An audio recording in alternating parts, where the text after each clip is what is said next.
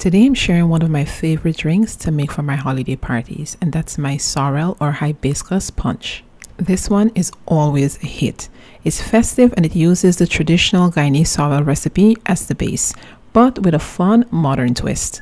In a pot, I'm adding about half a cup of dried sorrel, also known as hibiscus, along with a few slices of fresh ginger, orange slices, a cinnamon stick, and about 4 cups of water. Bring it to a boil and let it simmer for about 25 minutes. Turn off the heat and then add sugar, give it a good stir, and let this sit just until it cools. Now that it's cooled, just strain it to remove all of the bits, and now you're left with a concentrate which you're going to chill completely. And this part, you can even make it a day ahead or so. It tastes even better as it sits. And now comes the fun part. Let's put it all together. I'm adding the sorrel concentrate to a pitcher.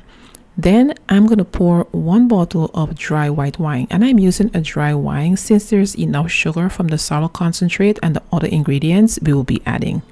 And then I'm going to add the pineapple juice, and this is just going to give it a nice fruity tropical flavor. And you can do this part ahead of time, and just before serving you can just give it a splash of Sprite just to give it a nice fizz.